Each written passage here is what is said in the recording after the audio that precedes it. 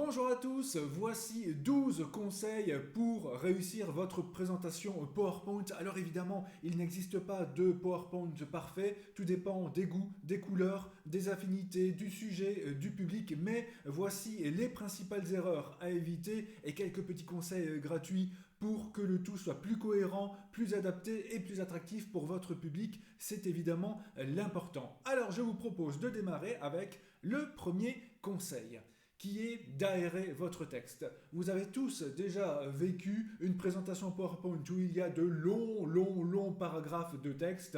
Nous n'avons pas envie de les lire et le pire, c'est quand le présentateur les lit à votre place. Vous ne savez pas quoi faire entre écouter l'orateur ou lire le texte parce qu'il est très difficile de faire les deux en même temps ou de lire à la vitesse de l'orateur. Bref, c'est souvent indigeste et on s'ennuie, on s'endort après quelques minutes. Donc, le conseil, c'est d'aérer votre texte, de rendre votre PowerPoint plus léger, donc en évitant les blocs de texte, les paragraphes, préférez les mots-clés, les phrases courtes, les blocs de mots. Si vraiment vous devez mettre une petite définition, eh bien laissez le temps à votre public de la lire, mais il ne faut pas que votre PowerPoint soit rempli de texte, loin de là, d'autant plus que, surtout dans les dernières versions de PowerPoint, il y a de plus en plus de possibilités d'ajouter tout type d'illustration. Parfois, il vaut mieux un dessin ou une image que du texte pour illustrer, parce que de toute manière, c'est vous, le présentateur, qui allez compléter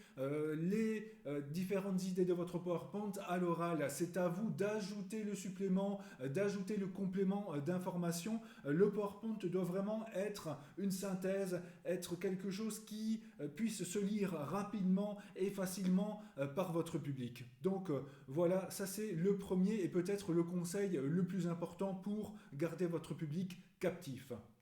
Le deuxième conseil, c'est de rendre évidemment le texte lisible. Il arrive trop souvent que vu que la salle est trop grande, vu que le public est trop éloigné ou encore que l'écran soit trop petit, et bien que le texte ne soit plus visible ou lisible. Donc pensez toujours à bien adapter la taille du texte. Évidemment, s'il n'y a pas trop de texte, c'est beaucoup plus facile d'ajouter du texte de plus grande taille.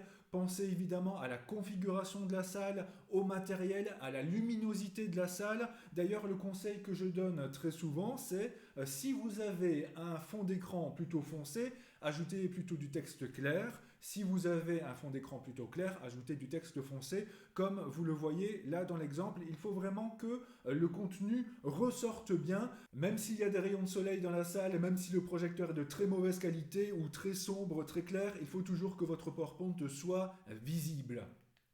Pensez aussi au mauvais mélange de couleurs. Parfois, le rendu n'est pas joli du tout. Si vous mettez du texte mauve sur un fond rose ou du texte vert foncé sur un fond vert clair, attention à cela. Attention aussi aux daltoniens. Et oui, il peut y en avoir dans votre audience. Et d'ailleurs, le petit exemple que je vous mets là, certains auront peut-être du mal à le voir. Rouge sur vert à éviter aussi. Donc soyez très prudents par rapport à cela. Adaptez-vous toujours à votre public. Et enfin, utilisez des polices lisibles.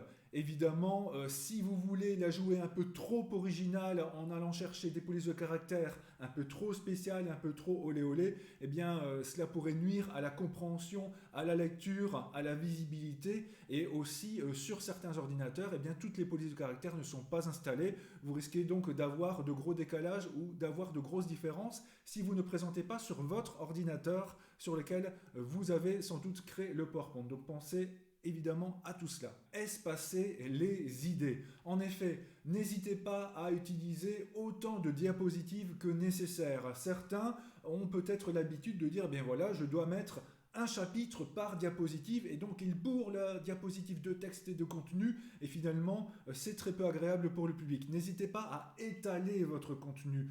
Par exemple, si vous voulez montrer une série de photos, d'images, au lieu de vouloir mettre 12 images sur la même diapositive, eh bien mettez plutôt une image par diapositive ou seulement 2-3. Vous pourrez ainsi les agrandir, les rendre plus visibles, un peu plus étalés, ajouter éventuellement des petites animations. ce sera beaucoup plus agréable. Même chose, si par exemple vous avez 12 lignes, 12 points à aborder, au lieu de mettre les 12 points sur la même diapo, pensez à réaliser 4 diapos avec 3 points ou 3 diapos avec 4 points. Là aussi, ce sera beaucoup plus agréable pour éviter l'exemple que je vous donne là avec énormément de texte. Et donc là, cela reviendrait au premier conseil parce que ce que l'on voit là, ça équivaut à avoir un paragraphe complet de texte et très désagréable à lire pour votre public.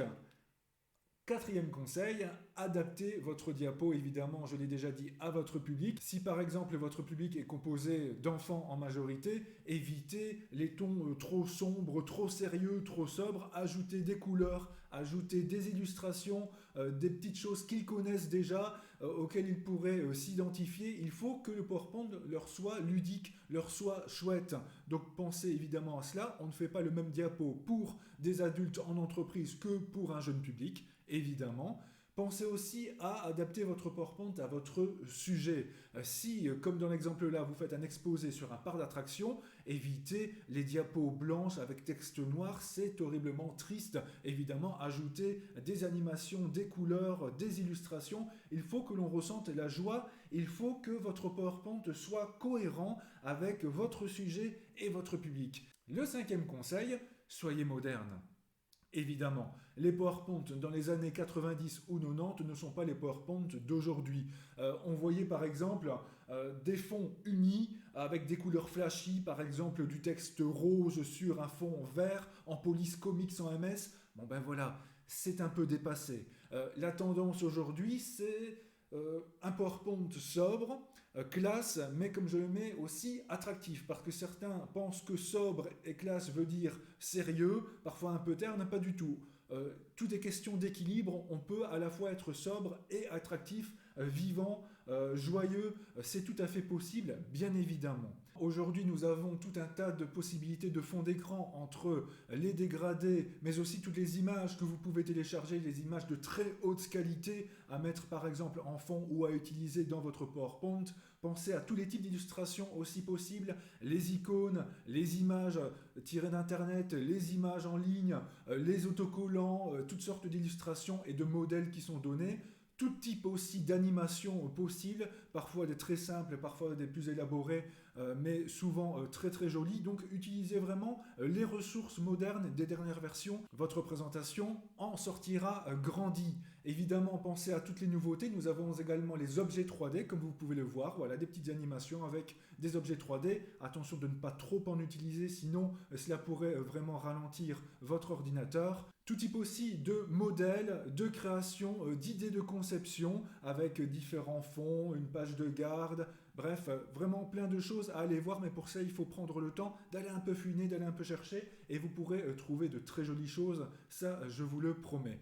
Et alors pensez à la qualité des images, utilisez des images de haute qualité, des images nettes, c'est très important aussi pour que votre public sentent le sérieux dans votre PowerPoint et sentent aussi le côté moderne, bien évidemment.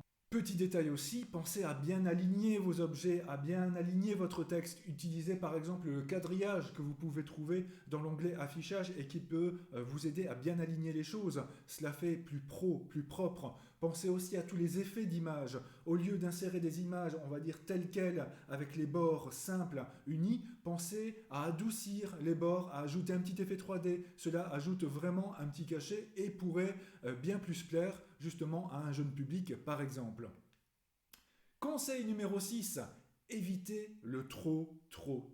Certains veulent montrer leurs compétences, veulent montrer tout ce dont ils sont capables et basculent dans le trop. Soyez toujours équilibrés. S'il y a par exemple trop de mouvements, trop d'objets, trop de transitions, trop d'animations, eh bien votre public risque de faire une crise d'épilepsie après quelques secondes. Ce n'est pas le but, évidemment. Là, je vous donne un exemple. Chaque diapositive contient tout cela.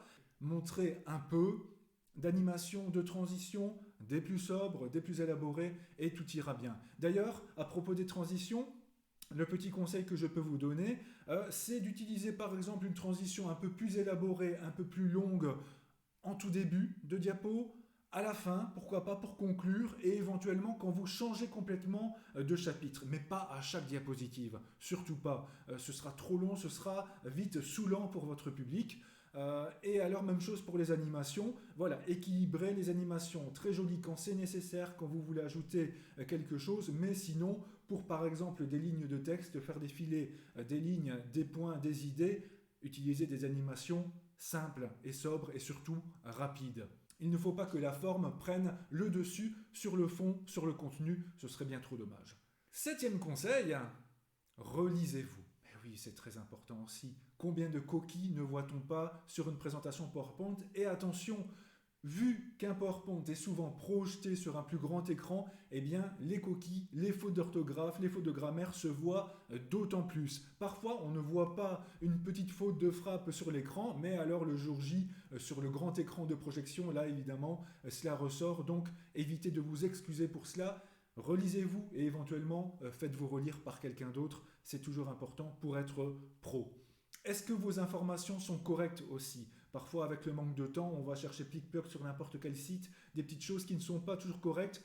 Vérifiez la véracité de vos informations, quitte à aller chercher dans plusieurs sources, les confronter, les comparer. Là alors, cela pourra vraiment ajouter de la qualité à votre travail. C'est bien sûr très important également. Et alors, est-ce que votre PowerPoint est logiquement structuré? Est-ce que votre public comprend bien le fil rouge vers quoi vous voulez aller? Éventuellement, ce que vous pouvez faire, c'est une première diapositive avec une sorte de sommaire, de table des matières avec les différents points que vous allez aborder. Et de temps en temps, vous pouvez y revenir pour dire, voilà, nous avons vu tel chapitre, maintenant nous revenons à cela, puis nous passons à cela. Et cela permet vraiment d'avoir une certaine structure. Ou alors, organisez-vous bien, numérotez par exemple vos titres, et ainsi tout se passera bien, et cela peut aussi vous aider pour la gestion du temps. Eh oui.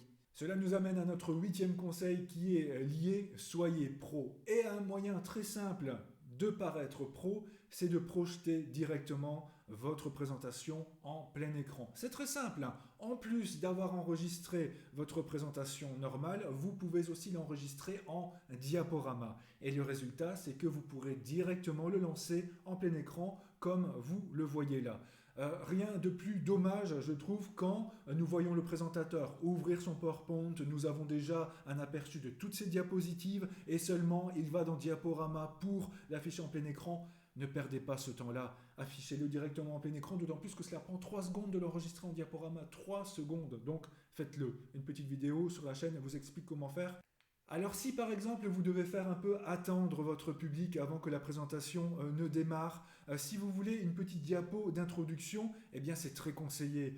Quand vous entrez par exemple dans une salle et que vous voyez déjà le nom du présentateur, le titre ou éventuellement une petite phrase d'attente, un peu d'humour ou autre, eh bien voilà, c'est classe, cela fait pro, cela fait préparer. Donc pensez à faire cela aussi, une première diapo pour introduire le sujet, que vous ayez du temps ou pas, elle sera toujours utile et cela permet aussi de bien démarrer une présentation. C'est toujours un moment stressant, donc pensez-y. 9e conseil, soyez prévoyant. Toujours, toujours, toujours, surtout si vous vous adressez à un public ou éventuellement à un jury.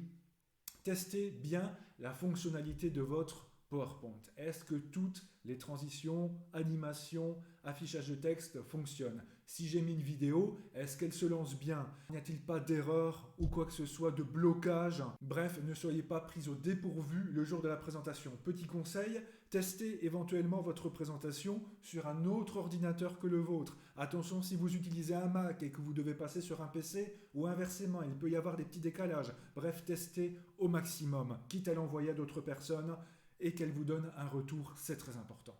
Alors évitez, comme je l'ai dit tout à l'heure, des polices de caractère trop spéciales. Parfois c'est stylé, parfois c'est très joli, mais si ces polices ne sont pas installées sur l'ordinateur qui affichera votre diaporama, eh bien malheureusement vous risquez d'avoir soit du texte absent, soit du texte complètement décalé, vous serez déçu. Alors petite astuce, si vous voulez vraiment récupérer des polices un peu spéciales, eh bien créez-les à part, puis transformez-les en images, ainsi insérez l'image et là l'image restera toujours fixe et vous pourrez ainsi avoir la police de caractère et votre public n'y verra que du feu. Donc pensez-y, transformez en image par exemple avec la capture d'écran. Bref, toutes les infos sont dans la playlist PowerPoint si besoin.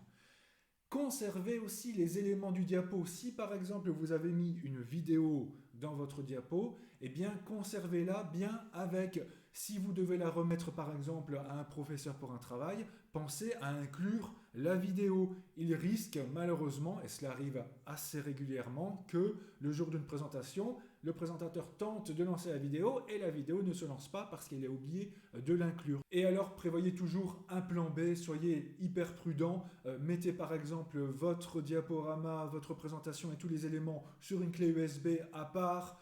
Imaginez par exemple que vous ayez mis une vidéo YouTube dans votre présentation et que le jour J, il n'y a plus de connexion Internet, et bien voilà, vous perdrez votre vidéo. Donc soyez toujours prudent, ayez toujours un plan B, au moins quoi qu'il arrive, vous serez prêt. Allez, passons au conseil numéro 10. Passons plutôt à la présentation orale désormais. Équilibrez votre oral. Combien de personnes accélèrent leur présentation pour rester dans le temps imparti et lâchent des mots et des phrases à une vitesse absolument incroyable. Résultat, vous vous fatiguez et vous fatiguez très rapidement votre public. En effet, ne courez pas après le temps, cela ne sert à rien. Le but n'est pas d'ajouter un maximum d'informations dans le temps imparti et de perdre complètement votre public. Équilibrez, ne dites pas forcément tout. Il faut en fait pouvoir apprendre des choses, pouvoir faire découvrir des choses, mais sans gaver le public. Ce que vous pouvez faire, c'est dire, si vous voulez plus d'informations, vous pouvez visiter tel site. Si vous voulez en savoir plus, contactez-moi et je vous répondrai. Et si pour une raison ou une autre, vous manquez de temps ou il y a eu un imprévu, eh bien réduisez votre PowerPoint, oubliez quelques chapitres, précisez-le à votre public et ayez toujours une cohérence entre un début, des explications et une conclusion, et cela se passera très bien. Vous verrez, le public ne sait pas d'avance ce que vous êtes censé lui dire, ne connaît pas forcément votre sujet et le contenu, donc il n'y a pas de souci, continuez. Et alors, petit conseil justement pour être le plus équilibré possible, c'est de vous entraîner. C'est par exemple face à un miroir, eh bien, de faire votre présentation ou de vous entraîner avec des amis, de la famille et en vous chronométrant. Parfois, nous pouvons être très surpris. Nous pensons que la présentation fera autant de minutes et finalement, nous sommes soit beaucoup plus longs, soit nous avons fini très très vite parce que nous n'avons pas grand-chose à dire. Donc cela vous permet d'améliorer la préparation, ça vous permet de peaufiner votre préparation en ajoutant ou en retirant certaines choses. Bref, en équilibrant le tout, vous l'avez compris, je crois. Conseil numéro 11, l'avant-dernier déjà. Soyez vivant durant votre présentation. Évidemment, si par exemple vous traitez d'un thème dramatique comme la prévention du suicide ou une maladie, le but n'est pas de faire tagada poète poète à chaque diapositive, évidemment, mais cela n'empêche pas déjà de travailler sur votre voix. Si vous vous adressez à un grand public, s'il n'y a pas forcément de micro, pensez au volume de votre voix. Prenez le temps de bien dire les choses, de bien vous faire comprendre, parlez bien fort, parlez bien, et alors donnez de la vie à ce que vous dites. Ne soyez pas morbide. Certains présentent de manière très monotone, avec toujours le même ton de voix. Meilleur moyen aussi pour endormir votre public, voilà, utilisez les intonations, surprenez votre public. Si vous pouvez avoir vos petits copions, vos petites feuilles devant vous, eh bien, utilisez-les bien. Ne lisez pas simplement. Si vous lisez simplement votre feuille, ben déjà votre voix portera moins parce que vous aurez les yeux sur votre feuille et puis ce sera très monotone. Non, pas du tout. Utilisez votre PowerPoint comme aide-mémoire aussi. Si vous pouvez combiner votre PowerPoint et éventuellement les petites notes avec des mots-clés, des petits mots importants à caser, des petits compléments d'information, alors tout se passera bien. Regardez votre public, n'ayez pas le nez sur votre écran, sur votre feuille, même si je sais que c'est stressant, mais voilà, c'est important et cela vous aidera. Au bout d'un moment, vous vous y habituerez et tout se passera bien. Voilà, utilisez bien PowerPoint, feuille, public et jouez avec les trois du mieux possible. Ensuite, juste avant de commencer la présentation, c'est toujours le pire moment, le petit moment de stress, le petit moment où les jambes tremblent. C'est tout à fait normal, tout le monde est stressé, je vous rassure. Eh bien, soufflez un bon coup. Pensez à comment vous allez démarrer votre présentation, à votre première phrase, voilà, par exemple avec un bonjour à tous ou bienvenue et autres, et vous verrez que quand vous aurez démarré, eh bien cela se passera beaucoup mieux, le stress aura subitement chuté et vous pourrez continuer votre présentation de la meilleure manière possible. Et surtout, faites-vous confiance. Voilà, même si vous n'aimez pas parler à un public, même si vous n'aimez pas présenter votre sujet face à un jury ou d'autres personnes tout simplement, eh bien, ne vous inquiétez pas, faites-vous confiance, allez-y, foncez et surtout, comme je vous le dis, c'est le démarrage le plus difficile, mais quand c'est parti, eh bien ensuite, vous êtes dans votre sujet. Si vous aimez ce que vous dites, si vous savez ce que vous dites, si vous avez préparé ce que vous devez dire, vous verrez, alors tout se passera bien. Faites-moi confiance. Faites-vous confiance et faites-moi confiance sur ce point-là. Et enfin, le dernier conseil, eh bien soyez tout simplement créatif. Il y a plein de façons de présenter quelque chose, de présenter un sujet avec le PowerPoint. Vous pouvez par exemple utiliser l'interaction avec le public, lui poser des petites questions pendant votre présentation. Par exemple un petit jeu, un petit quiz. Évidemment ce n'est pas adapté à tout le monde. Si vous devez par exemple défendre un travail de fin d'études, un mémoire face à un jury, peut-être que l'interaction ne sera pas la bienvenue. Mais voilà, face à un autre public, eh bien n'hésitez pas à lui parler aussi pour que ce ne soit pas d'un côté vous et votre présentation et de l'autre côté du mur votre public. Non, soyez avec lui et n'hésitez pas à le solliciter, à le faire jouer, à le faire réagir avec des petits sondages ou autres. Cela fonctionne toujours. Alors pourquoi pas, si c'est adapté aussi, à ajouter un peu d'humour, un peu de dérision, que ce soit visuellement dans votre PowerPoint ou vous-même avec ce que vous allez dire au-delà de tout cela. Alors n'hésitez pas à être original, à être créatif. Parfois je vois des présentations PowerPoint sublimes, inattendues. N'hésitez pas à surprendre votre public. Il ne faut pas non plus sortir complètement du sujet ou de ce qui est correct à présenter à un public. Faites attention à cela, de ne pas vouloir en faire non plus trop. Mais n'hésitez pas à être vous-même et à faire rejaillir votre personnalité sur votre création. Je vous le promets, cela aura son plus bel effet. Et donc voilà, avec tous ces conseils que j'ai pu vous donner, c'est tout simplement à vous de jouer. Essayez de donner votre cœur toujours à ce que vous faites, même si parfois vous devez le faire par obligation, même si le sujet n'est pas forcément dans vos cordes. Essayez quand même toujours de faire le maximum, surtout si vous devez le partager à d'autres personnes. Vous verrez, si votre visuel est cohérent avec votre posture, votre personnalité, votre façon de présenter, votre voix, eh bien déjà ce sera une formidable base pour réussir ce que vous voulez faire et ce que vous voulez partager. Voilà, j'espère que j'ai été clair. J'essaye de vous donner plein d'idées. Je vous remercie pour le visionnage et vous dis comme d'habitude à très bientôt.